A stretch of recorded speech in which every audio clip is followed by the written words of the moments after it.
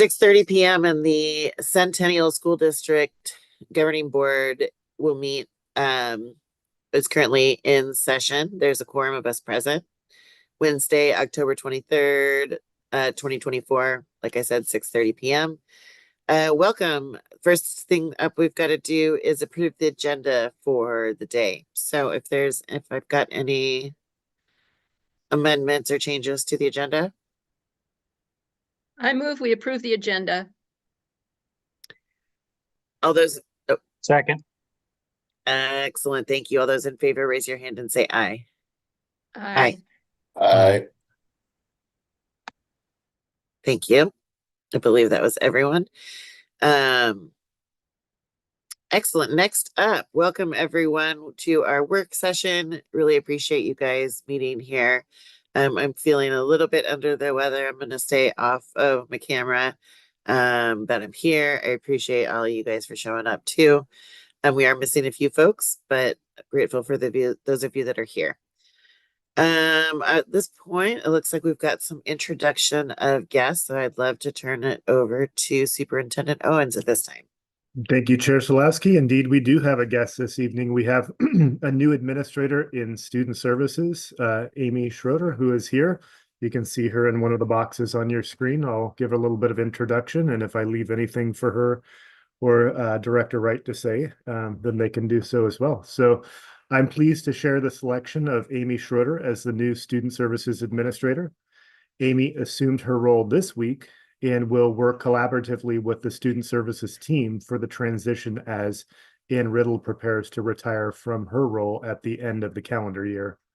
Amy comes to Centennial with 25 years of experience in education. Most recently, she has served as the Director of Student Services in the Hillsborough School District, and before that role, she served in other positions in Hillsborough, including Dean of Students at Glencoe High School and Behavior Specialist at North Plains Elementary School.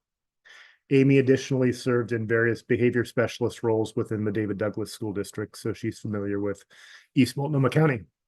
Amy has a Bachelor of Science degree in sociology and a Master of Science in special education. Both of those are from Portland State University, and she also possesses her professional administrator license from Portland State.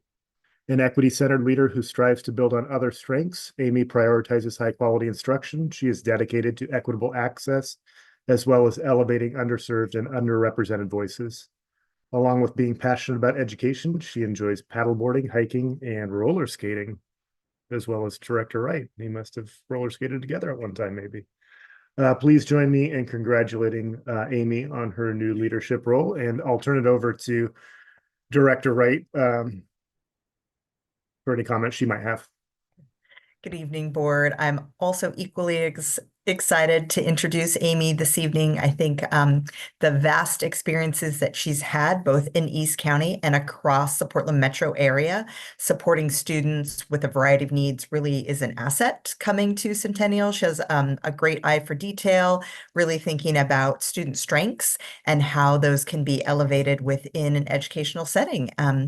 Amy also is an alumni from Mount Hood Kiwanis Camp, and so that is a bonus when it comes to supporting students with a variety of needs, and we're just really fortunate to have her. And also, it is sad knowing that Anne will be retiring, but we feel really good with this transition, so welcome, Amy. Did we leave anything for you to say, Amy?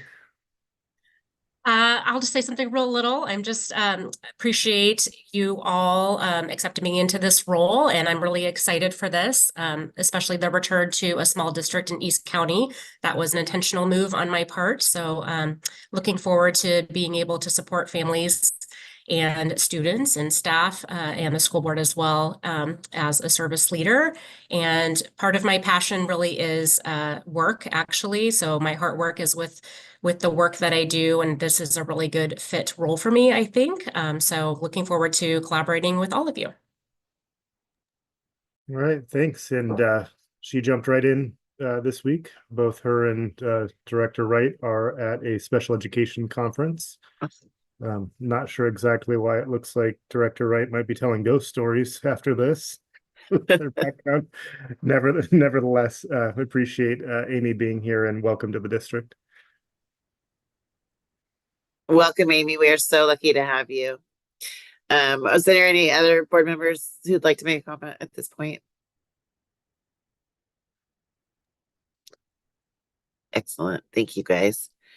All right, let's get on with the approval of minutes. If we could take a look at the October 9th minutes that were passed out in board book.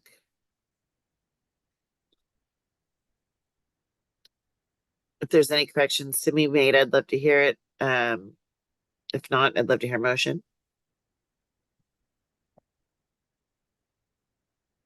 Motion to approve the minutes A second. from October 8th. Excellent. All those in favor, raise your hand and say aye. Aye. Aye. Aye. All right, that's everybody. Thank you. The ayes have it. The meeting minutes will be approved and filed. All right, so next up we've got reports. Our first report up for the evening is from Dr. Katsuda. Love to welcome you up to the stage. The stage, the podium. Open stage. Thank you very much. Yes. Right. I am going to share my screen. I want to make sure viewers can see it. Can you see that? Thumbs up. Excellent. Okay. Yes. All right. Good evening, board. It's my pleasure to provide you an update on the Division 22 standards assurances for last school year, the 2023-24 school year. I'm going to start with a brief overview of what the standards and assurances are, the purpose and structure, and the process districts must follow if they are out of compliance. And I'll start by saying which we are not. The name Division 22 is pretty abstract. It can be confusing for people who are not familiar with administrative rules and how they're organized. All rules adopted by the State Board of Education go into what they call Chapter 581, which is ODE's agency number. And there are 26 divisions within the chapter that rules can be assigned to. And when rules are assigned to Division 22, they become part of Oregon's standards for elementary and secondary schools. The educational standards that either the Oregon legislature or the state board has determined must be met in order to be a standard school district. Compliance with Division 22 standards ensures that every student in Oregon public schools is provided with a baseline level of service that meets the standards set by the state. And these standards are not the only requirements that districts must adhere to, but they are monitored and compliance is tied to state school funds. This report is part of the Division 22 standards assurances process, which is required by statute, ORS 327.103. The assurances process is a combined local and state accountability model that acknowledges the importance of the local school board, which has broad-ranging authority under Oregon's local control model, as well as direct reporting to ODE. Districts are required to report to the community in a school district board meeting and post the report on the district website. Districts must then submit assurances to ODE. For each rule, the district either certifies that the district is in compliance or states that the district is out of compliance and proposes corrective action. A fall term reporting schedule, which is a relatively new reporting schedule, aligns well with the rhythm of the school year calendar, as it prompts districts to reflect at the close of the school year on areas in need of attention and then plan for reporting to the board on compliance and any corrective action in September or October, and then to ODE in November. Once ODE has received all of the assurances, they go through a process of reviewing them and then follow up with districts that have self-reported non-compliance. All right, why is this an important process? Division 22 signals school districts and ODE's joint commitment to providing a high-quality educational experience and equitable opportunities for students in our care. As part of the shared responsibility to provide quality service for our students and communities, this system promotes reciprocal accountability between school districts, their local school boards, and the Oregon Department of Education. Division 22 standards articulate the floor of the education to be provided to students, not the ceiling. Compliance with Division 22 Oregon administrative rules ensures a basic level of service across the state. Division 22 standards outline the baseline expectations, and the assurance process offers an opportunity for school districts to not only demonstrate compliance, but also reflect on areas in need of attention and alignment, and to plan for how to address them, thus acting as a lever for improvement. ODE's goal is to maintain these standards by partnering with districts and providing technical assistance so that all districts are meeting the minimum requirements. In addition, the agency is working to share exemplary practices and resources across districts to support them moving beyond the floor toward the implementation of high leverage strategies that will positively impact students' learning and school experiences. So you see here a colorful slide that shows standards include over 60 individual rules, and they're categorized in 4 large buckets: teaching and learning, health and safety, district performance and accountability, and human resources and staffing. A few examples of specific rules that fall into each of these categories. You will notice on these various documents that rules are now categorized and have been for the last couple of years by categories instead of simply in order by rule number. Within teaching and learning and health and safety, there are several subcategories. ODE first introduced this new organizational structure a couple of years ago with the goal to increase understanding of what the standards are and what role they play in the state's delivery of educational services for school board members, district staff, parents, and students.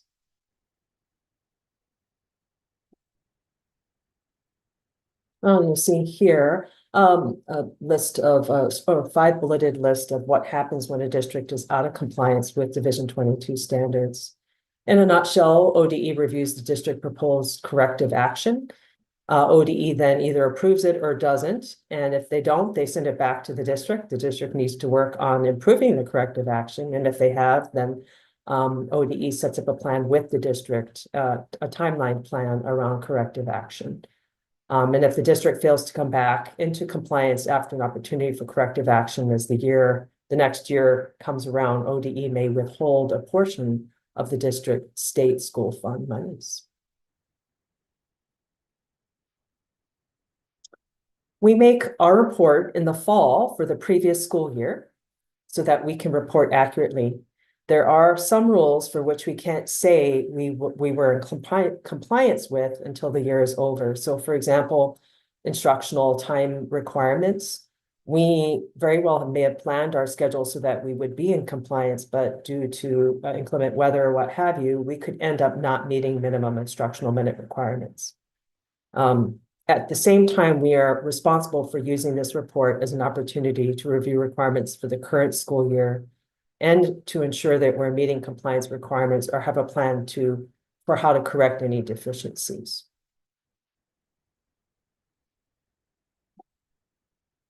To provide some context for the report, I want to review what was waived for last year.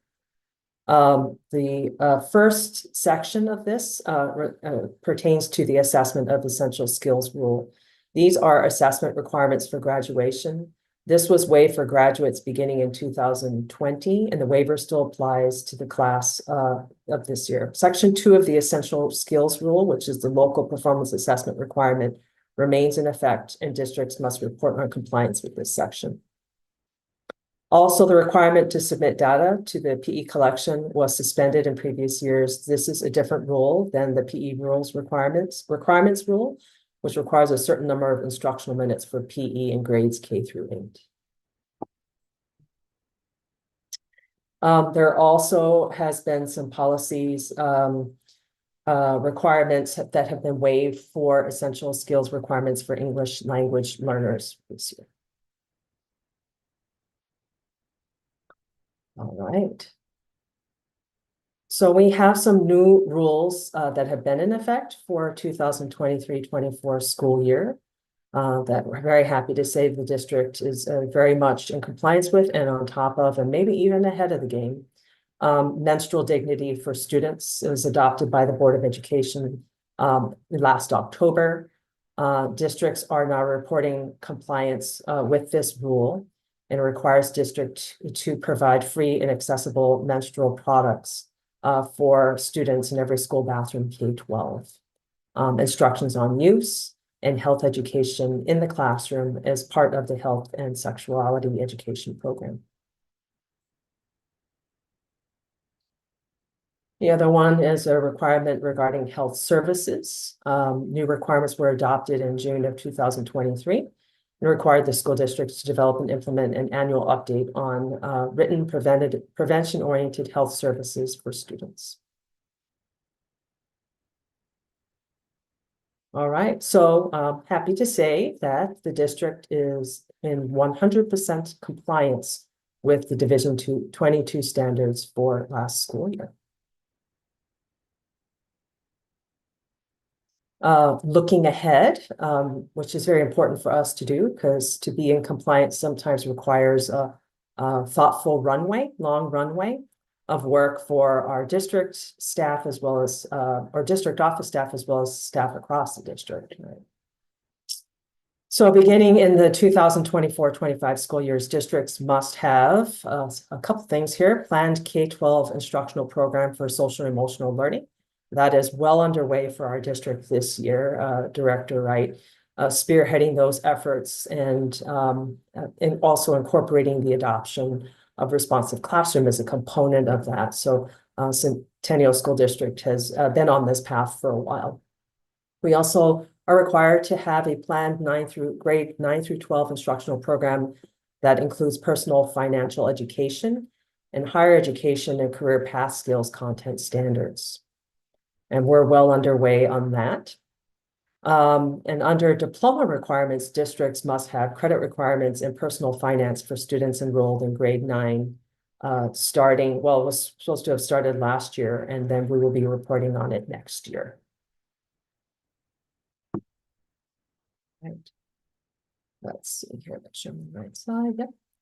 Yep. Districts must also provide annual information to parents about diploma availability and requirements, and disclosure about certificates of attendance.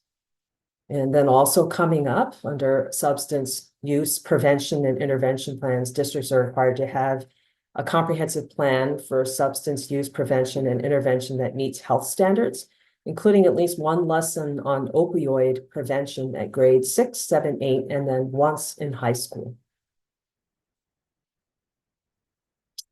That concludes the update on Division 22 standards, and I want to invite any questions that you may have.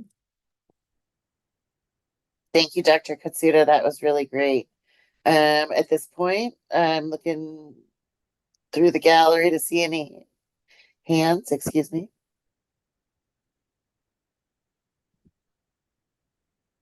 I'm missing anyone. Yes. Director Andrews? I'm not sure who was first. Jess was first. Oh, okay. It doesn't matter to me. My questions are the standards, is it like a pass-fail kind of thing? Or is there a different score given to each of the different categories? And then you need to be above a certain threshold to be compliant? Oh, that's a great question.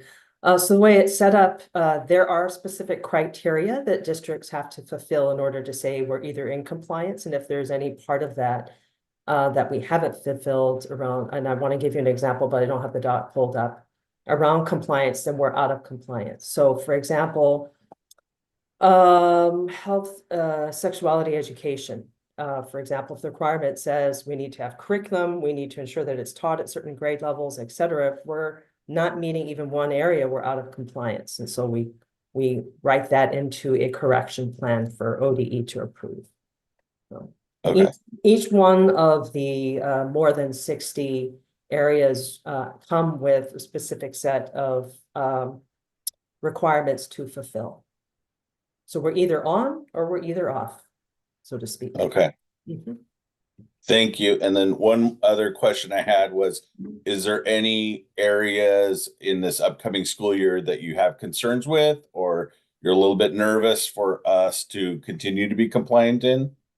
Or areas, any of the new standards that you're like, is there anything you're a little bit sketched out about? Yeah. And in order for us to meet the standard. That is a good question.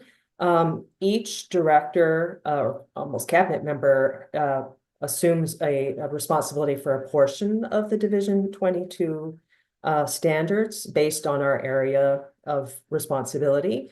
So, for example, Director Callahan does curriculum and instruction. Director Wright does student services related type of standards to check. And so I'm going to look to them to see if they have anything to say in response to that. I can say from the HR realm, the portion that I'm most responsible for, I don't have any concerns, but I don't know if other folks do.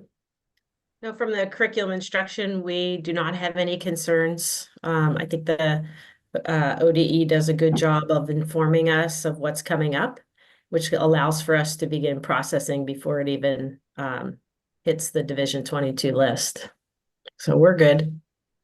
Right, and I would Cool. say similarly for student services, the couple of new requirements that we'll report on next year is work that we've had in place. So thinking about the different levels of diplomas, we've had a variety of different diploma types, so it's just some slight adjustments. So we would continue with those practices.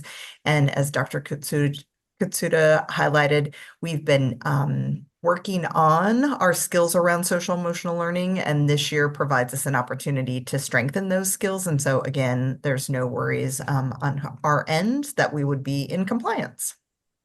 And I saw Director Southerton's screen light up, so he may Yep. have some that he wants to weigh in on this one. Just wanted to reassure that we don't see any issues with compliance going forward either. Any audio, is that what I'm seeing, hearing? It feels a little light for me, but I don't know about others.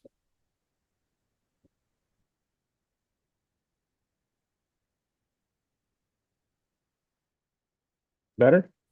Yes. Perfect. So thanks for your patience. I was going to say that as far as our requirements, I don't have any concerns. Ours are ongoing compliance with healthy and safe schools, radon monitoring, asbestos monitoring, other things like that. So we have systems in place that are durable and consistent. And so I don't foresee any issues with compliance. Great. Thank you so much. Director Andrews. So it seems to me that we were out of compliance last year in a couple of areas. I think human sexuality education and maybe PE. I can't remember, but first of all, I'd like to know, are we back in compliance? I know that we had an action plan or a prescription or whatever. Did that work? And are we in compliance as a result? And secondly, it would be nice to have as part of this report every year that what happened with the things that were out of compliance the year before. Thank you. All right. Yeah, I'll let Director Callahan and Director Wright speak to those. Yep. So I'll take the comprehensive sexuality education plan. You're correct. We did not have one. And so last year we worked to complete that plan. And we are also, during that time when we have corrective action, it's pretty typical to be in contact on an ongoing basis with ODE. They'll kind of set out a timeline for us. They'll check in. They're a resource if we need them. And so we usually get a final notification from them saying you are now in compliance. So, and we did receive that last year for the comprehensive sexuality education plan. So. And in addition, we also had to do very similar steps for the career connected learning, our K-12 programming. We were out of compliance because we weren't consistent across the elementary levels. And so we had a very extensive plan that we needed to put in place. Director Callahan and I had to collaborate often. And we have a solid working plan now. And there are actually some really great things came out of it to be able to highlight where career learning comes into all of our adopted English language arts materials, and we have our elementary school counselors digging in to increase that alignment across the buildings. And so we are in compliance this year for that work.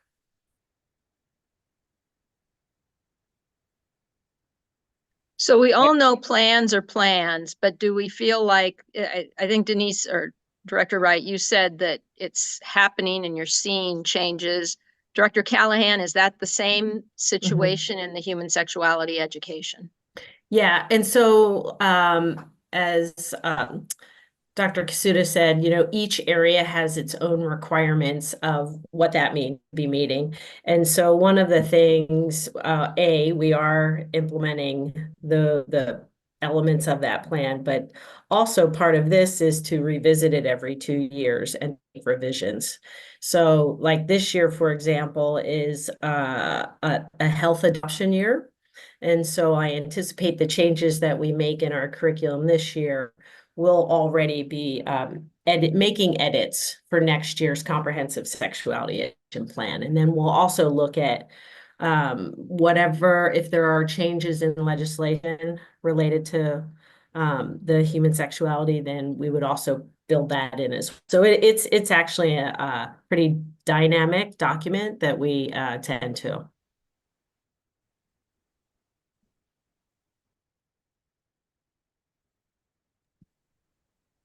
All right, thank you very much.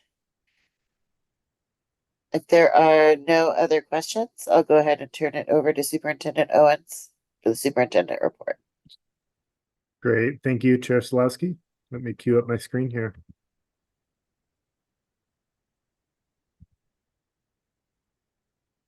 All right, we should be good.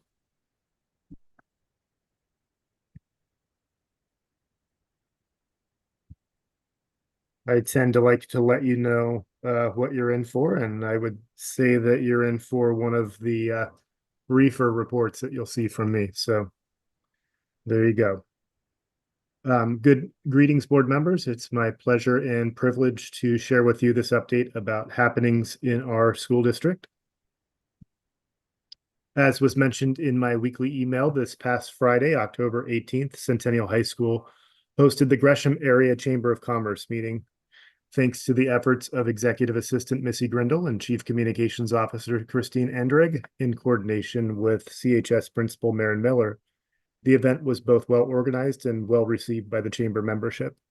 Attendees were greeted to a musical performance by the CHS Band and food that was catered by our own dining services team. Several Chamber members provided brave reviews of the food, which included egg bites and yogurt with several topping options.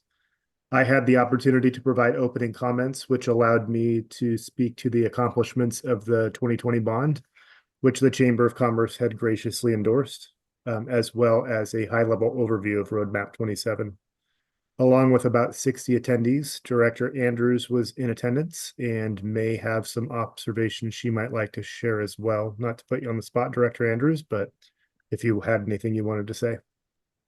I do, and I'm sorry, Superintendent Owens, that you said this would be one of your shorter ones, because I want to pass on some accolades to the district, specific accolades. And I want to start with Kim and Pia and the dining services staff who were there.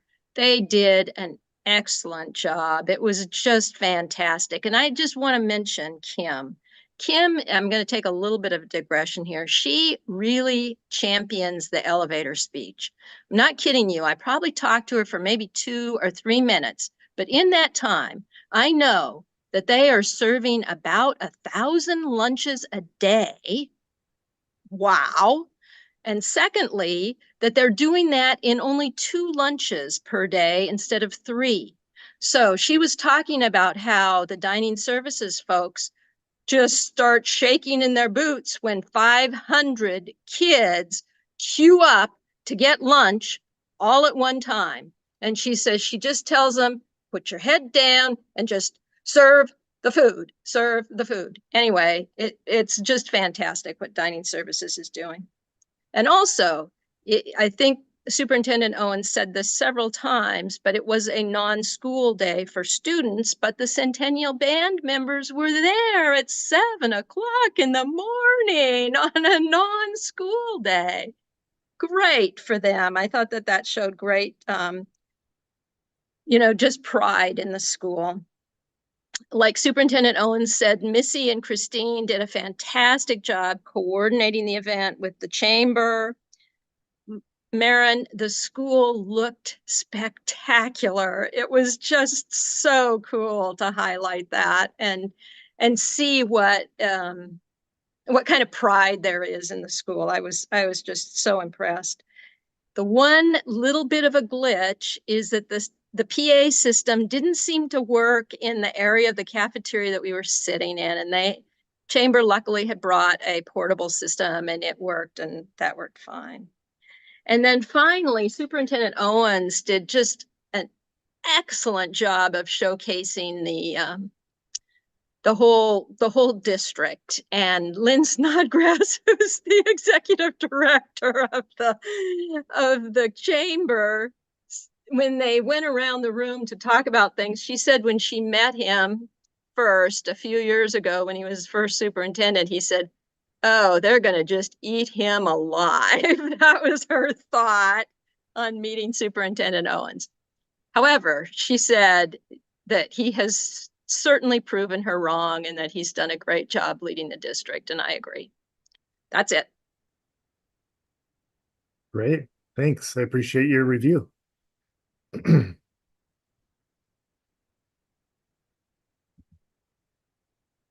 Hoping that story wouldn't travel, but I guess it did.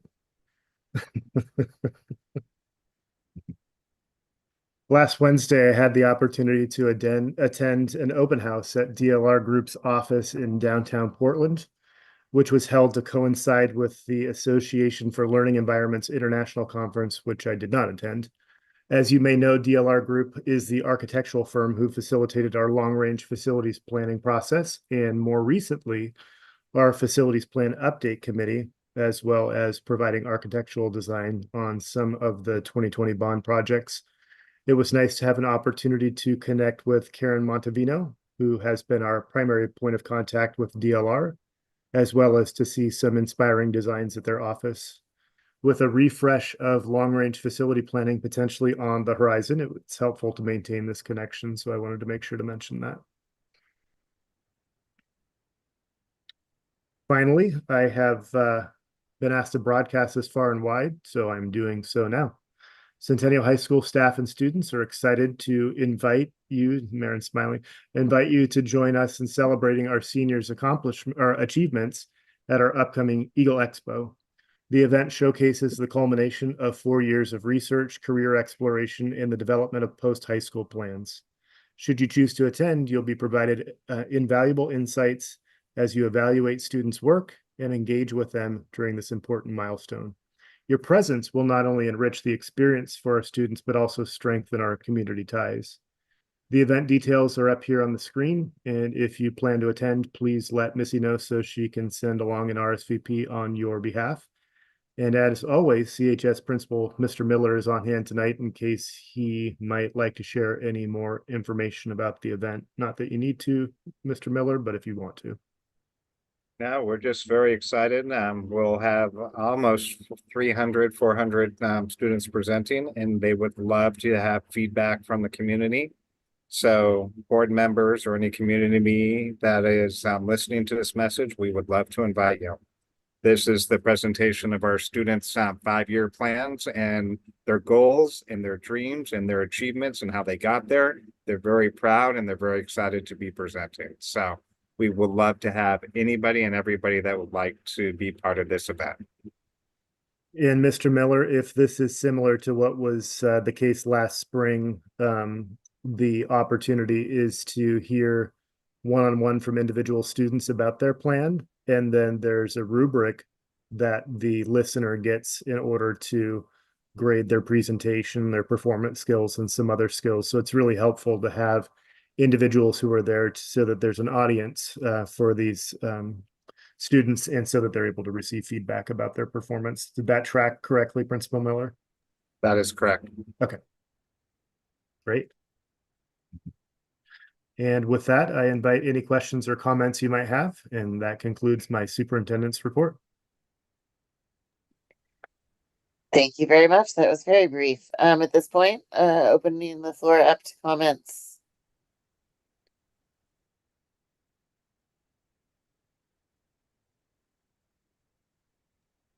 Or questions.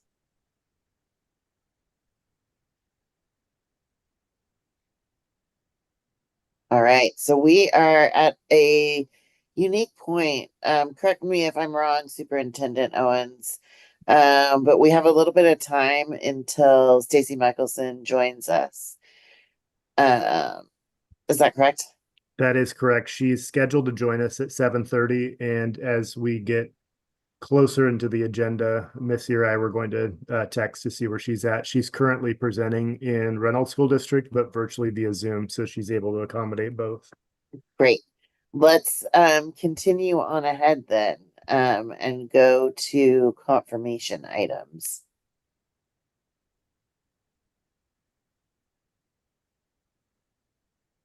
Motion to approve the confirmation items.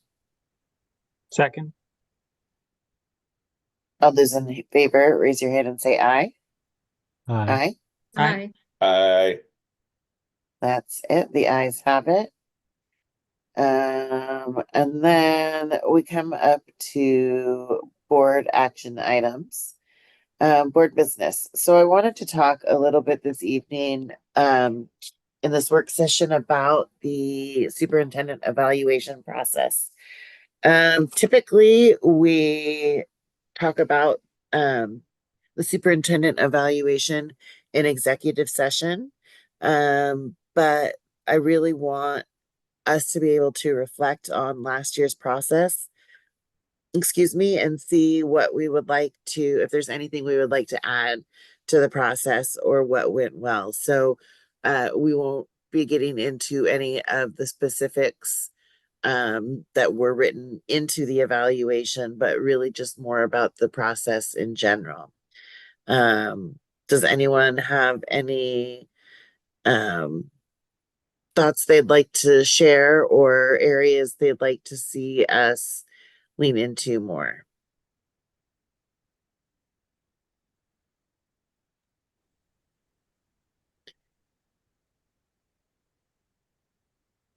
And I can sort of thread the needle here too.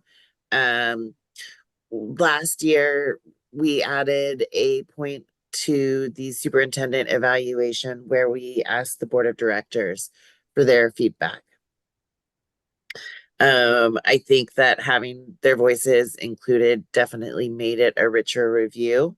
And in light of wanting to see more feedback, I think that it would be great if we could open that process up to, excuse me, I'm not sure what that is. Let's see. I'm not sure. I would love to, I would love to hear what other people think about potentially adding principals' voices to that evaluation process for the superintendent.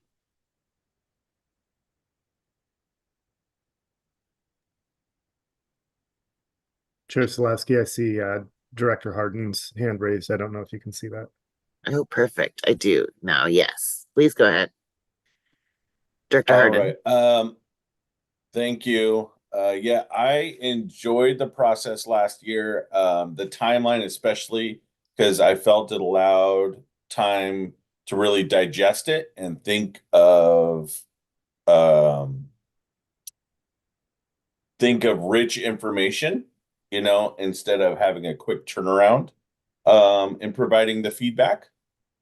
I also, coming out of it, think that it is it will be helpful to hear from the other district office staff as well as the principals. I think that's wise to hear what they think, because it is I don't see us being able to directly contact them. That may be kind of a weird, sketchy situation if we were to do that as a as a board, reaching directly out to those people, but getting some feedback from them might, I think would be beneficial in understanding their perspective. But overall, I thought it was a valuable experience, very thorough. Thank you, Director Harden. Director Mooring. Good evening and thank you. I think that it sounds like we're moving into an open evaluation kind of process with the superintendent review, and I think that any process that's done openly with transparency in an inclusive manner just strengthens the overall purpose of the evaluation, and I think that goes for any evaluation of any leader. So I think it's definitely wise to include feedback from people who are, so to speak, in direct report to the superintendent. Thank you, Director Mooring. Anyone else have any thoughts or comments?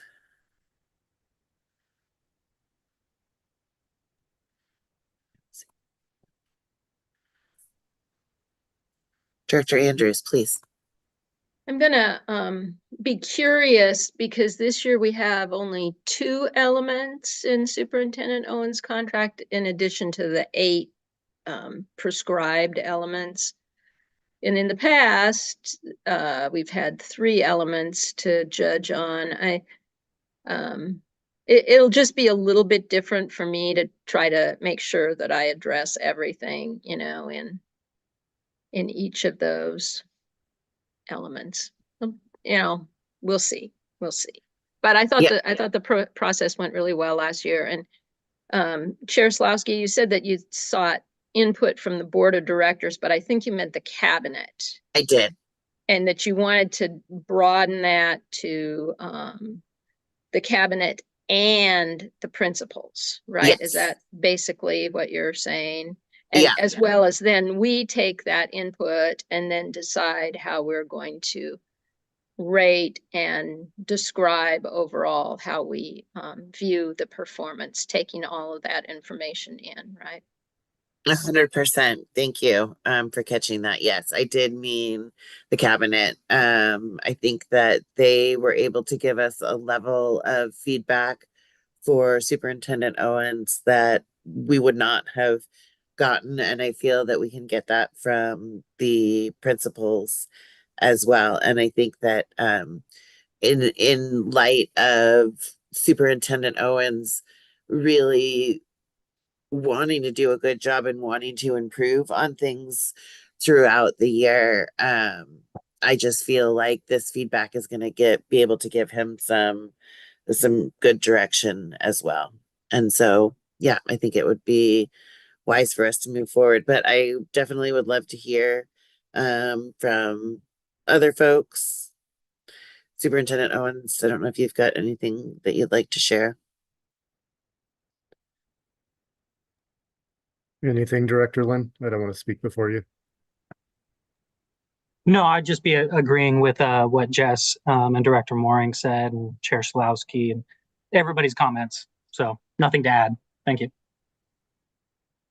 And Chair Slawski, I would just add that you and Vice Chair Shields and I talked about this last week, just in preparation for our meeting, knowing that it's timely for us, as per the timeline, to discuss the evaluation process as it pertains to any sort of stakeholder engagement. And the way that you're presenting it is in line with sort of how we discussed expanding the engagement to a next natural step. As Director Andrews, Director Mooring noted, principals are also direct reports to the superintendent. And so it makes sense to be able to get their perspective, and their perspective may be different from the perspective you would get from central office administration, whom the superintendent also supervises. And so I think that balance and potentially different perspective would help enrich the process. So I agree with that natural next phase in the process as well.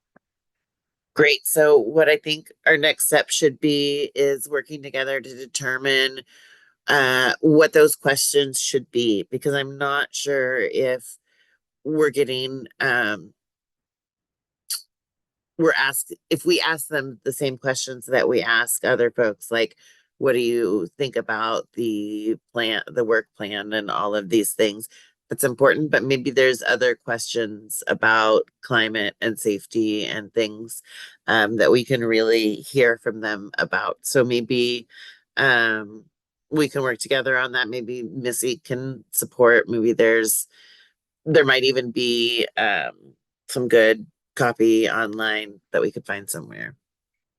And we could potentially reach out to OSBA. I have an email into my contact at COSA, but we Great. can also contact OSBA and see if they have some examples, and then that could give something for us to chew on.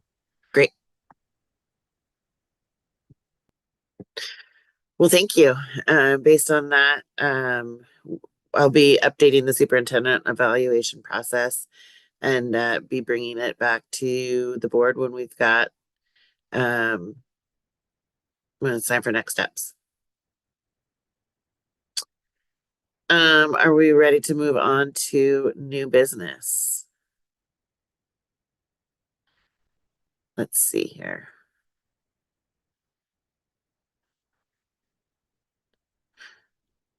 Would you like to introduce this next first 7.2? Yep.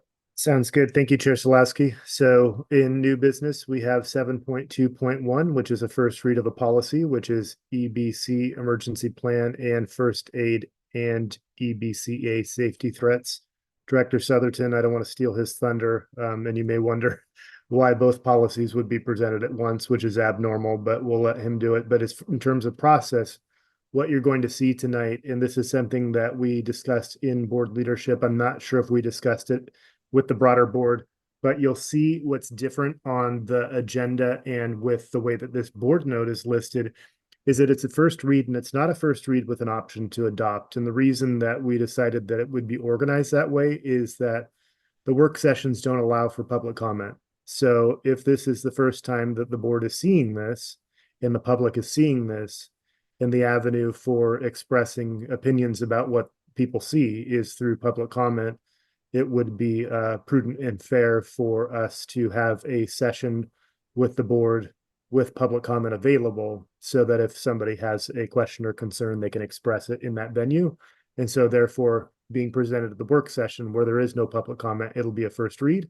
And then depending on how the board receives it, it could potentially go into confirmation items for next time, but would allow for an opportunity for public comment at the open board session. So with that, I'll go ahead and turn it over to Director Southerton to show us what we have here. Wonderful. Thank you, Superintendent Owens. So as Superintendent Owens was sharing, this was a previously or currently is a conjoined policy. So EBC, EBCA was adopted by the Centennial School Board in 2015 and remains in effect unless and until action is taken by the board. So OSBA is recommending that that combined policy be deleted and two separate policies be adopted in its place. EBC emergency plan and first aid, and EBCA safety threats. I've noted in the board note the primary change in policies.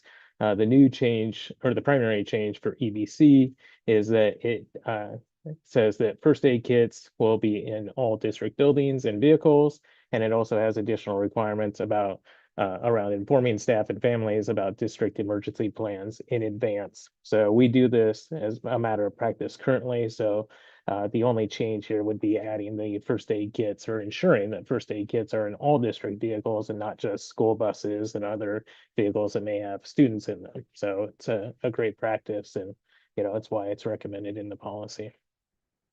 Policy EBCA clearly defines what a safety threat action is, such as a lockdown or secure, and it adds a timely electronic notification requirement for staff and families of as soon as possible, but not more than 24 hours after a non-drill safety action has taken place. As the board is aware, timely electronic notifications are also already part of the district's practice. So this would be just formalizing our process in policy. As Superintendent Owen stated, this is just the first read, so we welcome feedback from the board on how they'd like to see this move forward. It is a highly recommended policy from OSBA. I welcome any questions you may have. Great, thank you very much. Let's see here, pulling my faces back up here so I can see. Director Andrews. Yeah, I was kind of confused. It seems to me, Director Southerton, that the EBCA, I think the safety threats, it was very prescriptive about having a plan, hard copy available at every school. Is that the one that I'm remembering? Safety plans in place is EBC. Is that the one that says that there has to be a hard copy at the office at every school so that people can come in and read it? Is that correct? Correct. Yeah, the emergency plans will be on site. Copies of the emergency plan will be available in every school office and other strategic locations throughout the district. Parents and guardians will be informed of the district's plan. Why is there such an emphasis? Maybe I'm just not, I don't understand it. Why there's such an emphasis on having a hard copy available in every office to be read? I mean, this is going to be a binder that just sits on the shelves gathering dust, right? That's great feedback. And I would say that, different modes of communication are, used in our community. So a lot of folks do really enjoy having Parent Square and, push notification technology. And we get a lot of people that come into the district office every day to ask questions and want to learn about different things and technology. They might not be as user friendly or as comfortable with technology and want to talk to a person or want to kind of flip through an enrollment packet or something, be walked through the enrollment process rather than just alone online. So I would say in more cases, you're probably right in more cases than not. However, it's not a bad requirement given that people enjoy receiving different, information in different means and methods. So I would also Yeah. offer, if it pertains to the emergency plan, an emergency could include a power or technology outage. So it would be beneficial to have a hard copy plan of I that. guess that's, yeah. Just in case. Okay. Yeah. All right. I get it. Go ahead, Director Harden. My question was about the first aid kits. Do we need to ensure that we have them for off-campus travel of our students? I understand that we'll have them in buses, but if students are traveling by means other than a Centennial school bus, do we need to ensure that a first aid kit goes with them? Or if people are traveling, like the thespians or the drama department or the wrestling team, sometimes those groups will take trips and they won't use Centennial school buses. Do we need to ensure that there's a first aid kit with the coordinators of that operation? for all organized travel, even a third-party vendor who we might be procuring a bus for, they're required to have first aid kits. That's a ORS statute for transporting pupils and students. And so all the folks that we use for licensed vendors and contract out people transportation, that's part of their contracts and agreements that they'll be in compliance for that. I think it's a great matter of practice to remind coaches and remind families and individuals for maybe affiliated travel. It's not necessarily Centennial sponsored, but maybe they're a group who are Centennial students that are doing something, together away from school, but they're all Centennial students. It's not necessarily a sponsored event, but to have those requirements in there is great. And to support that and offer that, it's a great idea and something I'd definitely be happy to work with advisors at the high school and the middle school who often travel to see how we could operationalize something like that. Okay.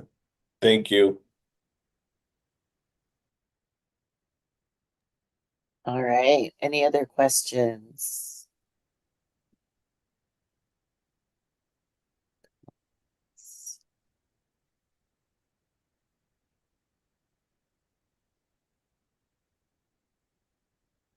Hearing none, I think that we are good to take a little bit of a break until 7:30. Let's go, what is that, about 6 minutes? And I'll Oh, contact Stacy just to see Director what her- Andrews, before we Oh, go, sorry. yes?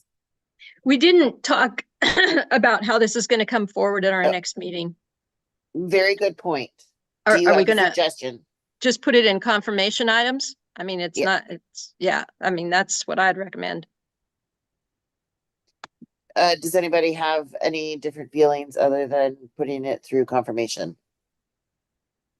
I'd be fine with confirmation items unless we get feedback from the community with questions or concerns or something that raises things that we should possibly review. Great.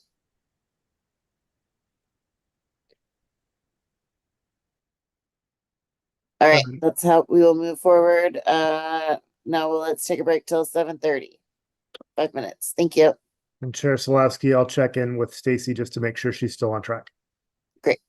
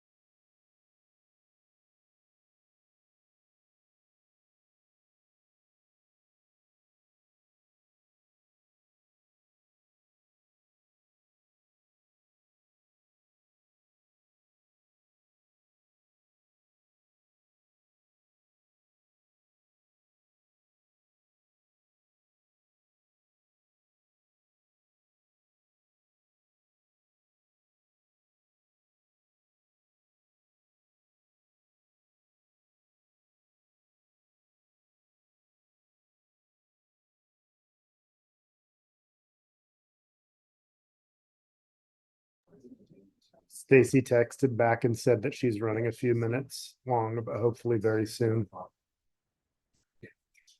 And I think she passed that test. I think that. Shall we give everybody about 5 more minutes?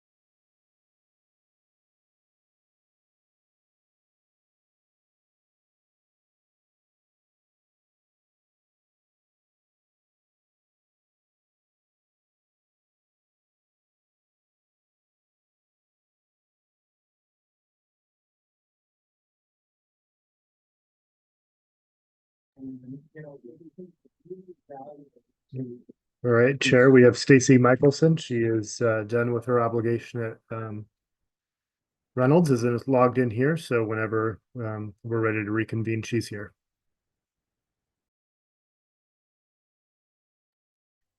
Great. Let's give everybody a chance to come on back.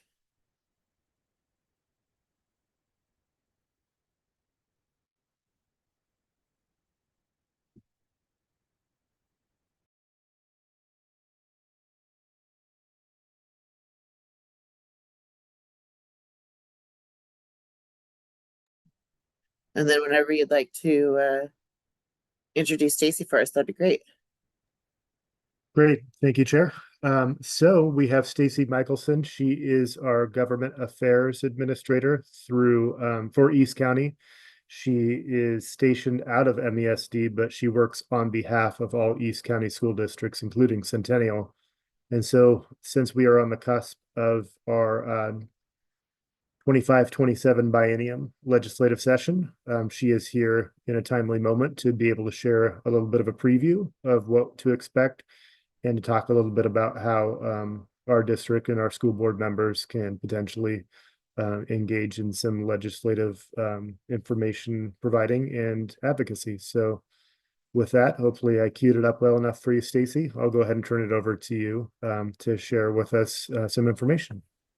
Yeah, thanks, Superintendent Owens. It's nice to meet folks who I haven't had the pleasure of seeing in person previously. As James said, Stacy Michelson, I'm your Government Affairs Administrator based out of MESD.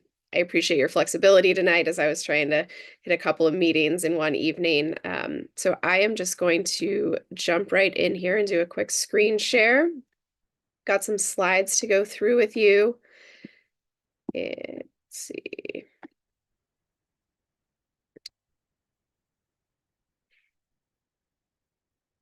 And I will say when I'm doing the screen share this way, I unfortunately won't be able to see everyone, but I think if James, you can help me kind of monitor, or if folks want to raise a hand, feel free to stop me at any point and we can kind of work through questions as they come up. I'm on it. Thank you. Thank you. So really quickly, because when we talk about legislative advocacy, the number one issue that we always focus on sort of as a broad K-12 lobby is funding, right? And an adequate state school fund. And so I like to start some of these conversations before every session just with a really, really quick high-level overview of some of the points that I think are really critical for folks to keep in mind when we're talking about the state budget and how much money goes into education. So when we're talking about the overall state budget, we're really looking at 4 different buckets of funds that the state legislature has to kind of move around, and I'll get into how much they get to move that around in a moment. So we've got the general fund, and I'm trusting that this is something that you all as board members can appreciate, right? You've got your different funds and they all have their different purposes. So you've got your general fund, which is going to be primarily personal income tax, some corporate excise and income tax, portions of some of our other taxes. So for example, a portion of the cigarette and tobacco tax goes into the general fund. And the general fund is really that bucket that is entirely at the legislature's discretion with how they spread those dollars out. Then we've got lottery funds, pretty straightforward where those come from. Unfortunately, our lottery dollars in Oregon have many constitutional and statutory requirements for how those funds get spent. And that was part of, how those various laws have been put in place over the years, kind of a, we'll allow that as long as the funding goes here type of model. Some of that does cover state debt service. And between those mandatory requirements, we end up with about 40% of the lottery fund budget that's really at the legislature's discretion. And then we've got other funds. So those are typically going to be fees charged by state agencies. So for example, as we think about in the education space, the licensing fees that our teachers and administrators pay to TSPC. When you go to the DMV, those fees that you pay, those are all what we would consider other funds in the state budget. And we do that because they have specific purposes that they're funding, right? The fees that TSPC collects fund part of the TSPC budget. Likewise with the DMV, when we think about the gas tax, it's constitutionally required to be spent on roads. Those aren't fungible dollars that we can use in other parts of the budget. And then we've got federal funds. And not surprisingly, right, federal funds mostly come in with some strings attached and very clear direction on how those dollars get spent. And then just a quick note that property taxes aren't considered, revenue from sort of the big picture state budgeting purpose. But those are funds that are going to go directly to our school districts, our community colleges, ESDs, other city and county governments. And so I bring this up really to elevate that, again, it's general fund and lottery fund where the state legislature has the most discretion. And so as we look at the overall state budget, and this is based on the 23-25 legislatively adopted budget, those two slices really only account for just under a third of the total budget. So For example, if you're looking at the entirety of the state budget, it would be very easy to say, man, health and human services is where all the money is going, right? That's one of the biggest slices of the pie. In reality, those service areas are primarily funded out of federal funds. And so it's not really up to the state, entirely how much money is going into those program areas. So really what we are focused on when we're talking about state level advocacy around funding and how well our programs are funded or not is this 1/3-ish of the entire state budget pie. And so then when we start to think about education, the story may look a little bit differently. Again, human services, a significant chunk of the discretionary spending, but keep in mind in this slice, that would be all of ODHS and OHA combined. Whereas when we look at education, the state school fund in and of itself is just under 30% of all of the discretionary spending in the state. So that's where there's a little bit of a rub, right? And at times when we're advocating for more money in the state school fund, we get met with some exasperation on the part of our policymakers saying, well, where do you want me to take it from, right? You already get the most money out of the general fund. And so I just want to elevate that to paint that picture of it, it's not a matter of folks don't want to invest in education. There are some real challenges. And unfortunately, education, far less of our money is coming from federal funds or other funds where many other parts of the state budget are drawing down additional dollars from those sources. So we are very reliant upon general fund and lottery fund to fund K-12 in Oregon. And that does mean that we sort of put the biggest strain on that pot of money that the legislature has to spread around.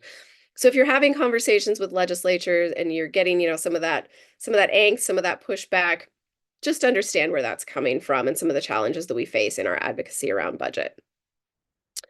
So that I think is the end of my sort of Debbie Downer portion of the presentation. And then as we move on, I want to elevate some of the good news that we're seeing around the budget, hopefully. So a lot of conversation, right, historically about our current service level and how that gets calculated within K-12, and a recognition from those of us in the advocacy space that the way the state has estimated those costs have not been reflective of what's actually happening on the ground in our school districts. And through a lot of concerted advocacy over the years, we've made progress, and the governor committed to and followed through on her word to pull together a work group of folks over this interim to look at those calculations. And she's actually made some really significant concessions in where that model for calculating how much we need to maintain our current service level in K-12 could be updated. So the biggest changes that we'll see there, and these will be factored into the governor's recommended budget that we can expect to be released the first week of December. We're going to be rolling up from 51% of the state school funds biennial allocation, because that's how ODE allocates the money out, right? Our districts get 49% of the money in the first year of the biennium, 51% in the second year, because costs go up year over year. Historically, the state has just taken that total biennial allocation, started from 50% and rolled up from there when they're calculating current service level. And what that's meant in practice is that effectively we were taking a 1% haircut off the very top. So we're actually going to be rolling up from the amount of money that you get in the second year of the biennium.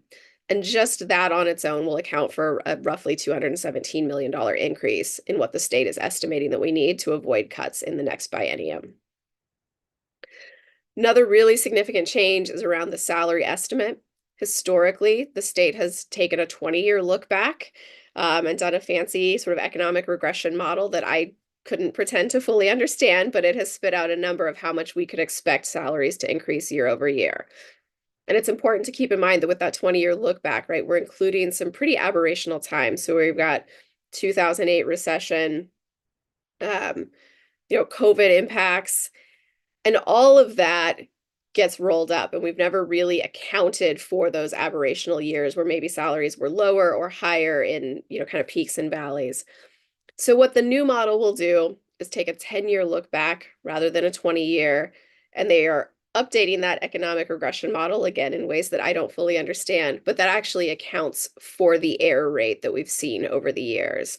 And so that will give us a more accurate estimate of how much we can actually expect salaries to go up, in the next coming years. And so that change, again, on its own, 243 million more in the state school fund.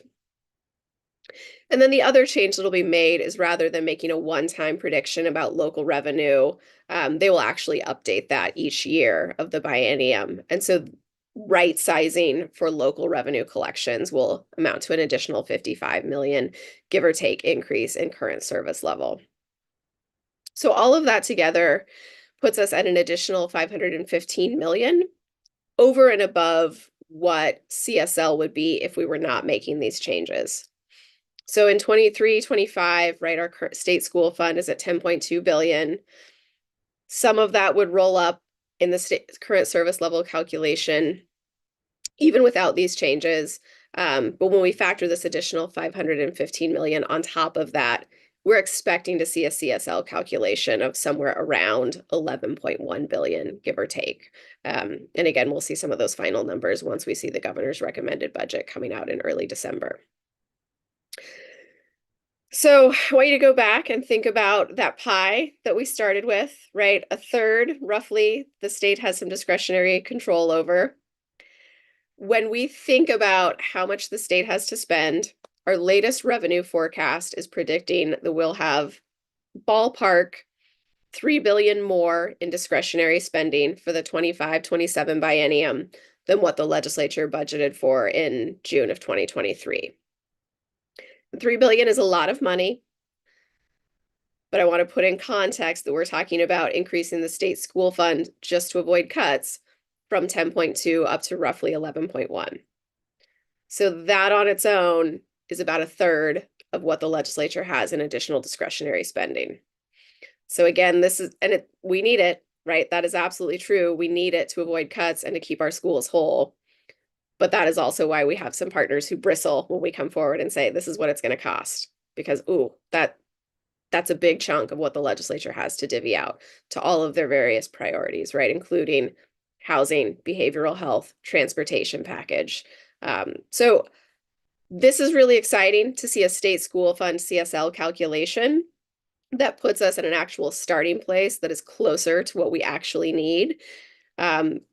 That has not happened in recent years. This will make our advocacy easier out of the gate, where we're all talking about the same number and the same amount of money that needs to go into schools, but we will still have to do advocacy to make sure that we're hitting that, that number that we need to be at. And being really clear with the legislature that CSL is the floor. This is what it takes to avoid cuts. This is not necessarily adequate spending in schools. So we do have our work cut out for us to really try to push to get to a more adequate level of funding. And that I will talk a little bit more about that in a moment, because that is on the docket, but I want to name some other likely policy issues that we'll see coming up in 2025. And again, keep in mind, any of these may have costs associated with them, which makes all of that a little bit harder as we figure out what bills we support, where we may have caution around unfunded mandates. A lot of conversation around attendance. Rep Wah Win has been leading a chronic absenteeism work group. She's a local David Douglas school board member that many of you know.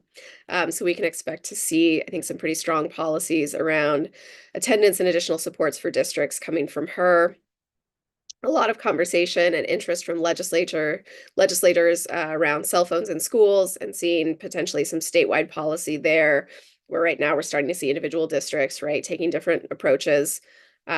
Student mental health, ongoing conversation, a lot of different ways to take that conversation, but legislators who are very interested. Workforce challenges and workforce development. I know there's still a lot of interest and passion around our various Grow Your Own programs and incentives. Extended learning. So that would typically, we would have historically, phrased that as summer learning in terms of the funds that we were getting from the state.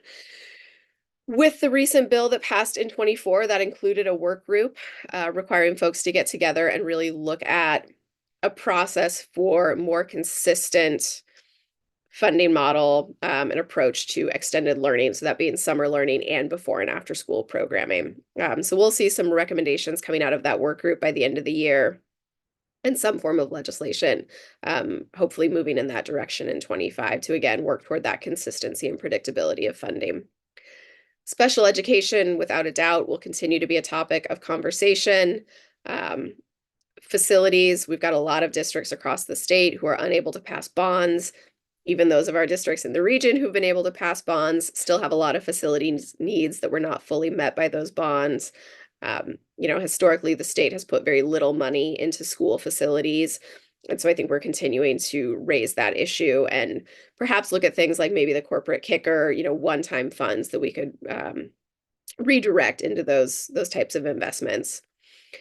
Student success plans, I know we'll see some addition or proposed additions there, one being around foster youth student success plan. That work was started in 2024 and will be continued by Rep. McLean. Not at this time aware of any other specific plans that may be added, but that I wouldn't write that off. And then I think a lot of legislators increasingly interested in safety and security, as we've seen a lot more talk of school threats in Oregon and then nationwide just at the beginning of this year, school year even. Again, I think that could take a lot of different paths and versions of what we might see from legislators on either side of the aisle. But I do know that we have some local folks even who've been reaching out and sort of saying, what do you think about this? What's going on? How can we better support our schools? So for East County specifically, our superintendents have started to put together an agenda. I owe them a draft, but eventually our hope is that we will have a really solid one-pager that our superintendents, our board members can use when they're talking with legislators, talking with other partners out in the community. And so some of the topics that will be on our agenda in various forms. Again, adequate funding, that is always the core of what we're going to be advocating for. Unfunded mandates, we really want to elevate to the legislature that as much as we focus on the state school fund investment, every time they pass another unfunded mandate, it actually diminishes that state school fund investment, proportionally, because that's essentially where we end up covering all of those new requirements out of. So we get that sort of push-pull of legislators saying, we gave you all this money. What happened? Why are you telling us it's not enough? Well, you did. You gave us all that money to serve students the way we had been, and then you gave us 10 new things that we had to do and no additional resources to do those things. So you increased our costs and, didn't proportionally account for that in the revenue that you allocated to us. So we really, really want to hold the line on that this year and try to be really clear with folks. Hey, there are a lot of good ideas. And if you're not funding them, that's impacting our ability to get the work done at the local level. Special education. So a number of issues that all kind of work together to form the spectrum of our special education services in Oregon. Special education cap has been set at 11% for decades. There's a lot of talk of raising that at least to hopefully 15%, which is about the state average and roughly the national average as well. We need to see additional investment in the high cost disability fund to better account for the costs that our districts are actually seeing on the ground. Without additional investment, I think we're projected to see a reimbursement to districts that's roughly 40 cents on the dollar. Regional inclusive services, so that's provided in our area through PPS, and those are going to be the sort of high cost, low incidence disability supports. So a lot of intensive autism support, some hard of hearing services, and then early intervention, early childhood special ed, which in our area is currently provided by David Douglas through Multnomah Early Childhood. And that is the program that catches those kiddos before they actually enter a K-12 public school and identifies that they need some additional supports. And that's really critical because that then means when a kid's been identified at that stage, when they come in kindergarten, we already know and can get them set up and going with an IEP. And we don't lose that sort of time, right? We're halfway through the year and now we're figuring out that this kiddo needs an IEP. And they've lost all of this ground. So those are going to be 4 priorities that a really broad coalition of folks is going to be pushing for some additional investment. And I think there is genuine interest amongst the legislature of trying to see some serious investment in special education. I will note, if we were to do all of those things and fund them all at the level they deserve to be funded, we're talking about somewhere between a $600 and $700 million investment, which again, when we think about $3 billion total to go around, we already need about $1 billion of that just to keep the state school fund where it is. I think it is unlikely that we actually at the end of session see that full level of investment, but my hope is that we see a really substantial level of investment that makes a significant difference in all 4 of those programs. Safe routes to schools will be a component of the transportation package. I know that's something that's been talked about a lot in Centennial as we think about areas without adequate sidewalks and kids needing support getting to school. Transportation challenges, and I've got that, I'll mention, kind of coordinated with some of our local DD providers. So one of the things I've heard a lot about from our districts are the strain of transportation for sort of our specialized populations. So we've got, foster youth in the child welfare system who may need to be transported across district lines. Likewise, students who end up in group homes who may need to be transported across district lines. And so in those instances, when you're not talking about, a typical yellow bus full of kiddos, but I need to find a one-on-one transportation option for this student, that can be really challenging, both from a workforce and then also budgetary aspect. Extended learning, again, that's that, summer but before and after school as well. Violence prevention, we've got some of our local government partners who are going to be seeking additional funding from the state to do some violence prevention work locally. I think those partnerships have been really key for a lot of our districts, and we're really interested in supporting them in expanding their programming. And then school meals, a lot of talk. We've got many of our schools around the state who have achieved universal meals for students, but a few districts who aren't quite there yet just because they're not quite at that threshold of qualifying for community eligibility provision. So seeing some investments there. And then again, workforce development, things like Grow Your Own, Multnomah Educators Rising in our area. Those will be some of the top priorities for us when we think about our proactive work and where we lend our voice really actively during session. And then knowing that there will be, plenty of issues that we end up playing defense on. We'll know more about what those might look like come January when the first round of bills become public. So just very quickly, dates between now and session: general election on the 5th of November. Make sure to get your ballots in. We've got legislative organizational days that week of January 13th. That's when all of those bills that have been pre-session filed will be made public. And somehow realizing on my slide I missed, we also have a legislative days coming up in December where we'll have committee hearings. And that is that second week of December. And we'll also know a lot more at that point as committees start talking about what bills they might be dropping before January. And then legislative session begins on January 21st. And it is go, go, go until the end of June when we sine die. And so in between now and the end of June, I want to name there is some opportunity for you all as board members to really help us in this advocacy work and elevate the needs of districts. So in the lead up to session, I'll be working with James and other superintendents to set some legislative meetings where we'll want some board member participation. Probably not everybody from every board because we want to keep it to a manageable level where we can have some really good conversation. But the intention is to make sure that we're, trying to spread the love and give a variety of board members the opportunity to engage there. And then one thing that we haven't done in the past, but I wanted to get some feedback on and offer, is that most of our legislators host town halls consistently throughout session. And so one approach that we could take in our region is that I can send out those emails and let folks know when town halls are happening. And if we have board members who are willing to commit to, I've got this one, you take that one, I'll show up and I'll be the local spokesperson to talk about the needs of our districts. I think that could really go a long way and be really helpful because that's a space where not only are you getting in front of a legislator, but you're able to get in front of them with other constituents of theirs in the room. And so you can elevate that amongst community members as well and highlight the challenges and the needs of our schools.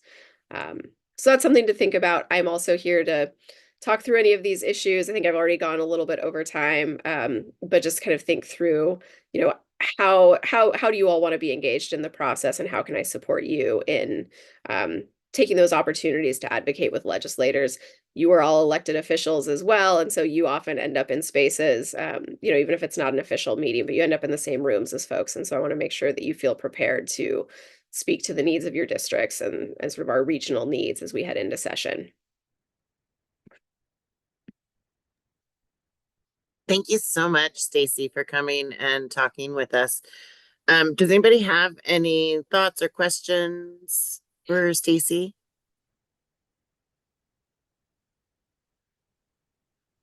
Yes, Director Mooring, please.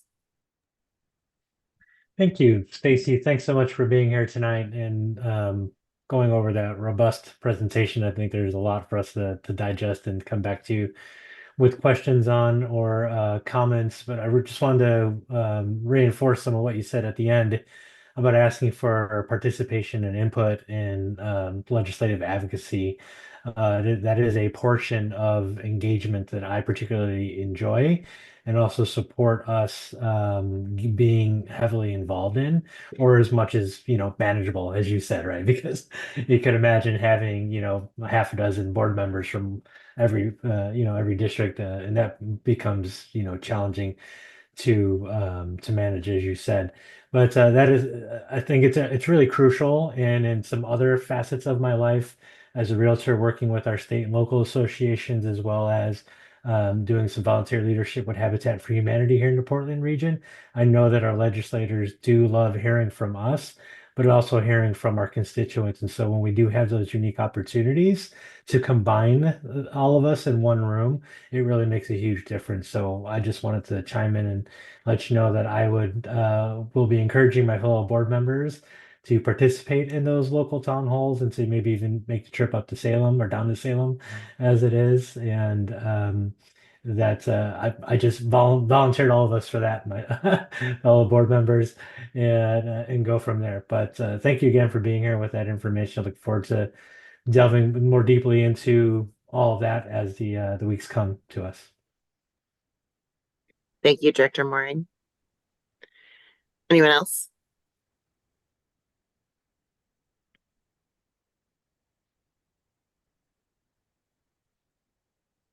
Director Andrews, please. Hi, Stacy. Thanks for being here. I have lots and lots of ideas and lots of thoughts. But I hope to be a little bit succinct. It seems to me, so I'm really pleased that you're representing us in East County, because all these districts seem to have some of the same issues and concerns.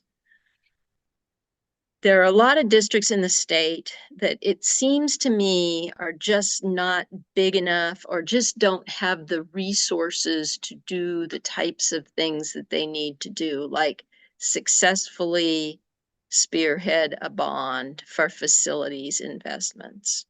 Or recently I just read, and you mentioned on the school lunch thing, there's the threshold, but I also have read that some districts have just flat out missed deadlines because they don't have the personnel that are paying attention to these things and getting applications in on time. And so I'm just curious if there's some kind of resource we would want to advocate for that can help these districts that are maybe stumbling, or I don't want them to be a drag on our funding overall, yet I don't want them to be so disillusioned because they can't get a bond in place or they can't figure out how to qualify for universal free lunch and breakfast. If there's something that we could advocate for that would help bridge this divide across districts, that would be really helpful. Yeah, thank you, Director Andrews. That's great feedback. As I said, I know that COSA's got the facilities piece on their list in terms of supporting some of those districts. I appreciate it. It's kind of the first time I've heard about the paperwork challenges with school meals and those sorts of things. I know we've talked about that in a student success space previously, about how do smaller districts navigate some of the paperwork burdens. And I think that's really good feedback to consider and take back to some of our other lobby partners as we think about where we might lean in and do some of our advocacy during session. So I'll think about that. If I have other follow-up thoughts, I'll get back to you, but thank you for putting that on my radar.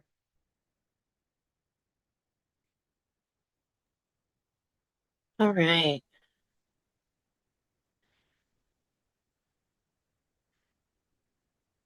I'd like to give everybody a few seconds. Thank you so much for coming and joining us this evening. I think this is really beneficial, and I think we would love to hear more about town halls and different ways that we can engage and support the work in this coming year. Great. Thanks, Chair Solowski. We will Yep. have some follow-up coming through Superintendent Great. Owens. Excellent. All right. So we will jump back in. I think we left off at future agenda items and hi, Stacy.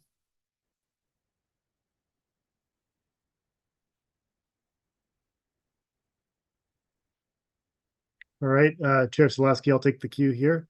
And I've got a handful of items to look forward to for our November board meeting. We have our student investment account annual report. Director Callahan is queuing that up for us as we speak. There is an annual activity that the board goes through in terms of OSBA elections. And so that's something that will be before the board, I believe in November. We also are nearing the time when we have the award of the CTC improvement project. Director Southerton has been working on the improvements that need to be done to the property that the board authorized the purchase of last year. And so that's an exciting development that we'll be able to share with you hopefully in November. And then also we have our list of policies that we are still working through. And so we may have some to bring forward, including the one that Director Southerton presented this evening for confirmation items. And that is my list.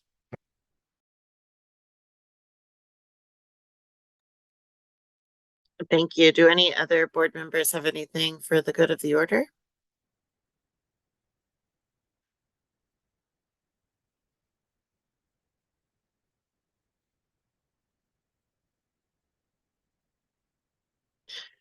All right, before we close, I'd love everyone just to remember that there will be some voting happening between now and our next meeting.